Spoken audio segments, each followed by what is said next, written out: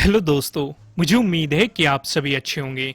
दोस्तों, अब हम एनालिसिस करने वाले हैं बैंक निफ्टी की और शुरुआत करेंगे हमारे उस सेगमेंट की जो हमने नया ऐड किया है, मूविंग एवरेज।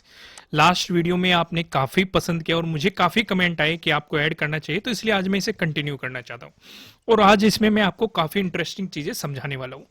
आप यहाँ पे देखेंगे मैंने 3 एक्सपोनेंशियल मूविंग एवरेज लगाए हुए हैं। एक 9 लगाया हुआ है जो कि ब्लू वाला है, दूसरा मैंने लगाया है 50 जो कि आपको ये पिंक उसमें दिखाई दे रहा है, तीसरा मैंने लगाया है 200 जो कि आपको इसमें ब्लैक उसमें दिखाई दे रहा है। यहाँ पे मैंने बहुत ही पहले आपको एक स्ट्रेटजी भी बताई थी, काफी मुझे कमेंट भी आया था कल। सचिन जी है शायद, उन्होंने किया था, उन्होंने कहा था कि आपने जो हमारा दूसरा चैनल है उस पर एक अलग स्ट्रेटजी प्रोवाइड की हुई है। देखो, वो स्ट्रेटजी अलग है और ये वाली स्ट्रेटजी अलग है, और एक 50 एक्सपोनेंशियल मूविंग एवरेज वाली मैंने स्ट्रेटजी बताई हुई है, वो अलग है।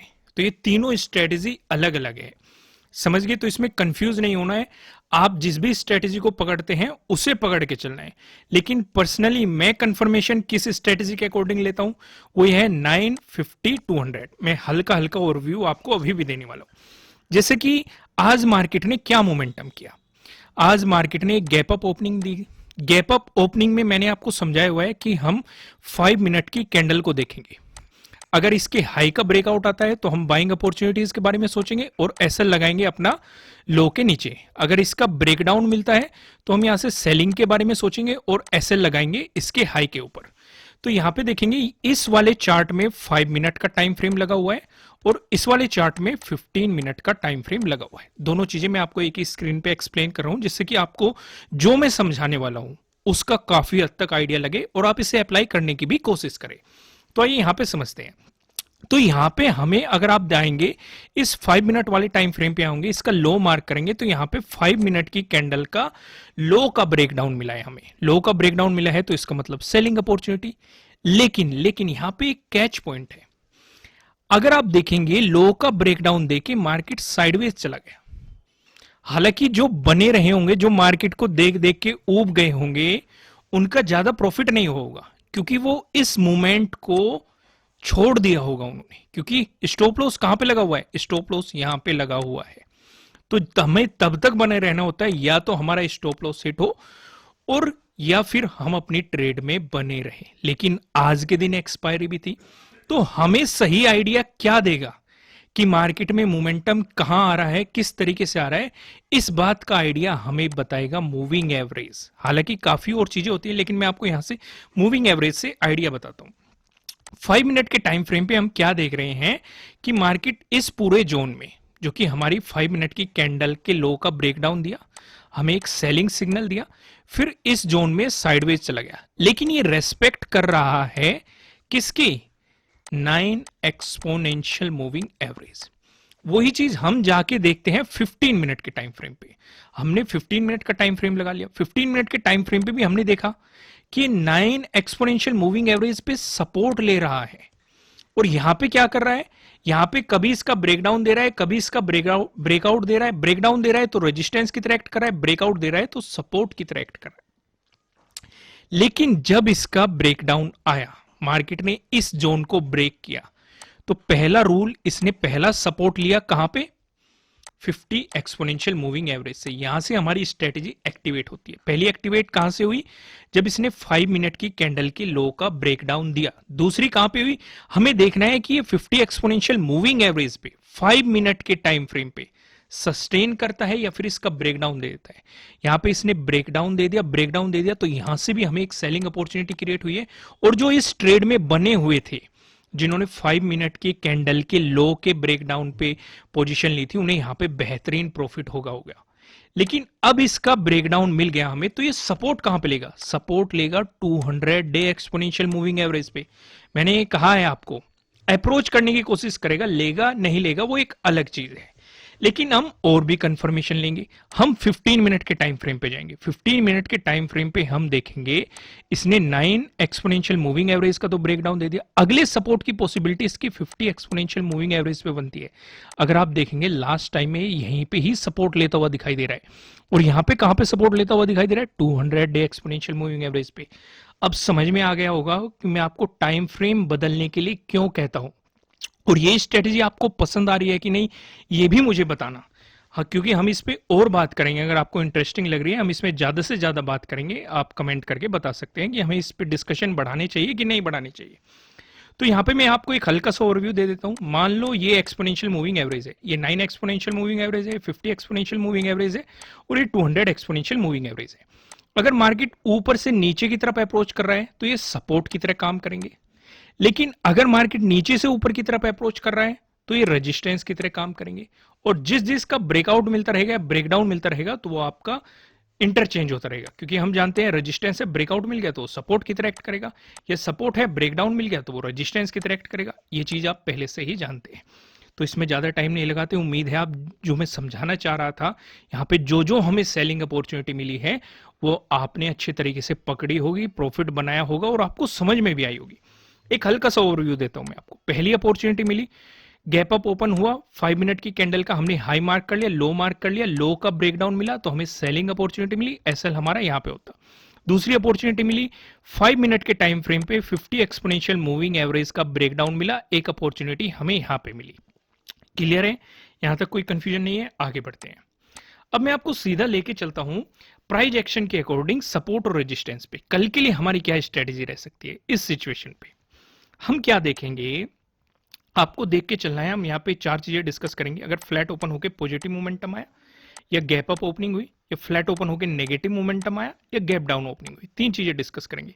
पहले डिस्कशन करते हैं, अगर फ्लैट ओपन होकर मार्केट ने आपको पॉजिटिव मोमेंटम दिखाया, इस सिचुएशन पे 43,400 हमारे लिए क्या काम करेगा, एक रेजिस्टेंस के रूप में काम करेगा। क्लियर है? अब यहाँ पे एक चीज और हम डिस्कस करते हैं। मैंने आपको अभी क्या बताया, वापस जाते हैं क्योंकि आप तभी उसे समझ पाएंगे। वापस आ गए हम।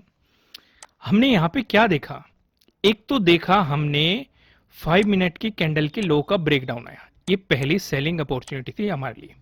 दूसरी सेलिंग अपॉर्चुनिटी क्या थी, मार्केट अपने डे हाई पे, पहले दिन के डे हाई भी हम मार्क करेंगे, उस पे सपोर्ट लेता हुआ दिखाई दे रहा है। अगर इसका ब्रेकडाउन आया तब भी हमें सेलिंग अपॉर्चुनिटी मिलेगी। ये मैं आपको बताना भूल गया था, अचानक से मेरे चार्ट देख के याद आई, इसलिए मैंने आपके साथ डिस्कस कर दिया। तीसरी सेलिंग अपॉर्चुनिटी कहां पे मिली, हमें 50 एक्सपोनेंशियल मूविंग एवरेज का ब्रेकडाउन मिला, यहां पे सेलिंग अपॉर्चुनिटी मिली। 3 सेलिंग अपॉर्चुनिटी मिली थी। उम्मीद है आपको ये तीनों समझ में आई होगी। आगे से आप इन चीजों का ध्यान रखेंगे। अब एक बात और बता दूं, कोई भी स्ट्रेटजी 100% परफेक्ट नहीं होती, ये आप भी जानते हैं, मैं भी जानता हूं। तो इसलिए प्रॉपर स्टॉप लॉस लगा के रखिए, क्योंकि अगर किसी दिन स्ट्रेटजी फेल होती है तो आपके लॉसेस ना हो या कम से कम हो। क्लियर है? तो हमने यहाँ पे पहला डिस्कशन किया, अगर फ्लैट ओपन होके पॉजिटिव मोमेंटम आया, उस सिचुएशन पे 43,400 हमारा क्या रहेगा, रेजिस्टेंस रहेगा। इस जोन में हमें पहले भी मार्केट ने रेजिस्टेंस दिखाया, आज भी रेजिस्टेंस दिखाया है। अगर इसका ब्रेकआउट मिलता है तो 43,500 हमारे लिए अगला रेजिस्टेंस रहने वाला है। या फिर आप ये भी कह सकते हैं कि 1 दिसंबर का डे हाई जो रहेगा, डे हाई, ये हमारे लिए रेजिस्टेंस बन जाएगा, मार्केट इसे अप्रोच करने की कोशिश करेगा। लेकिन अगर मार्केट गैप अप ओपन होता है, उस सिचुएशन में हम क्या देखेंगे, पहला तो वही रूल, 5 मिनट की कैंडल को देखेंगे, उसका लो ब्रेकडाउन कर रहा है या फिर हाई ब्रेकडाउन कर रहा है। हाई ब्रेकडाउन करेगा तो बाइंग अपॉर्चुनिटी। दूसरा यहां पे हम प्राइस एक्शन भी देखेंगे, कुछ चीजें और ऐड करेंगे। देखो, चीजें इतनी आसान नहीं होती और इतनी मुश्किल भी नहीं होती, बस समझने की बात है। सिर्फ इतनी सी ही बात से, मान लो ये 5 मिनट की कैंडल है, डे हाई का ब्रेकआउट मिल गया, बाइंग अपॉर्चुनिटी, डे लो का ब्रेकडाउन मिल गया, सेलिंग अपॉर्चुनिटी। इतनी सी ही बात से काम नहीं बनता, ना ही प्रॉफिट बनता। हमें यहाँ पे कुछ और चीजें भी देखनी पड़ती है अगर हमें ज्यादा बेहतर रिजल्ट चाहिए। क्योंकि मैं आपको हमेशा क्या कहता हूं, अपनी स्ट्रेटेजी को अगर आपको परफेक्ट बनाना है तो उसमें चीजें ऐड करो। हम यहाँ पे प्राइस एक्शन भी देखेंगे, हमें बुलिश दिखाई दे रहा है, बियरिश दिखाई दे रहा है, उन चीजों को भी देखेंगे। वॉल्यूम कैसा आ रहा है, सेलर्स हावी होते हुए दिखाई दे रहे हैं या फिर बायर्स हावी होते हुए दिखाई दे रहे हैं, उन चीजों को भी देखेंगे। तो आपको सारी चीजों को देख के ही कोई पोजीशन बनानी चाहिए। समझ गए? अगर यहां पे हमें इस जोन में अगर आपको गैप अप ओपनिंग मिलती है तो प्रोबेबिलिटी है मार्केट फिर से गैप फिल करे। लेकिन अगर 43,500 का ब्रेकआउट देके प्राइस ऊपर सस्टेन कर जाता है तो प्रोबेबिलिटी है आपको बाइंग अपॉर्चुनिटीज मार्केट में देखने को मिली। दूसरा डिस्कशन करते हैं, अगर फ्लैट ओपन होकर मार्केट ने आपको नेगेटिव मोमेंटम दिखाया, उस सिचुएशन पे 43,000 आपके लिए सपोर्ट रहेगा। लेकिन इसमें एक कंडीशन है, पहले मार्केट को आपको डे लो का ब्रेकडाउन देने देना है। ये मैं आपको समझाऊंगा जब हम नो ट्रेडिंग जोन डिस्कस करेंगे, वहां पे इन चीजों का हम डिटेल में डिस्कशन करेंगे।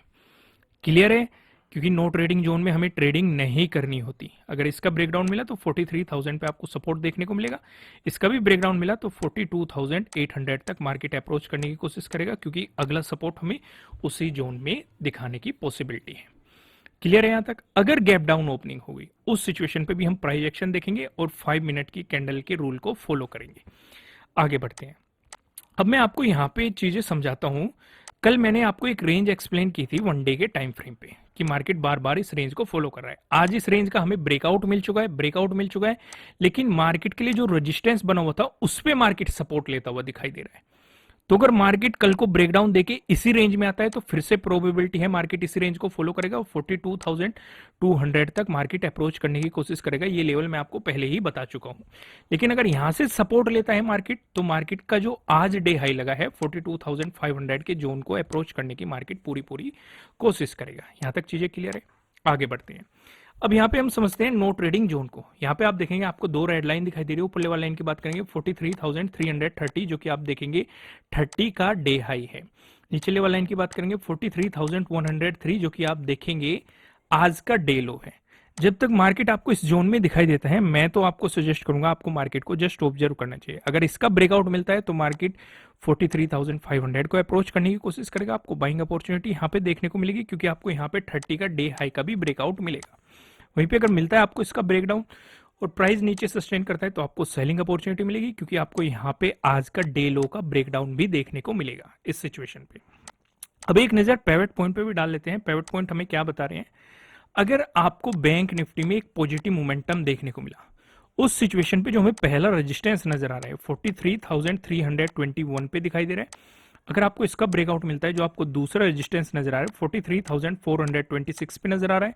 अगर आपको इसका भी ब्रेकआउट मिलता है जो आपको तीसरा रेजिस्टेंस दिखाई दे रहा है 43,601 पे दिखाई दे रहा है। वहीं बात करें बैंक निफ्टी में, अगर आपको देखने को मिला एक नेगेटिव मोमेंटम उस सिचुएशन पे जो पहला सपोर्ट नजर आ रहा है 43,146 पे नजर आ रहा है। अगर आपको इसका ब्रेकडाउन मिलता है जो दूसरा सपोर्ट दिखाई दे रहा है 42,974 पे नजर आ रहा है। अगर आपको इसका भी ब्रेकडाउन मिलता है जो आपको तीसरा सपोर्ट दिखाई दे रहा है 42,869 पे आपको यहाँ पे तीसरा सपोर्ट दिखाई दे रहा है। दोस्तों ऑप्शन चेन का एनालिसिस करेंगे, लेकिन उससे पहले मैं आपको बता दूं आपके लिए किसी भी तरह का ना तो कोई बाय रिकमेंडेशन है ना ही कोई सेलिंग रिकमेंडेशन है। ये जस्ट एजुकेशनल पर्पज से बनाई गई एनालिसिस वीडियो है।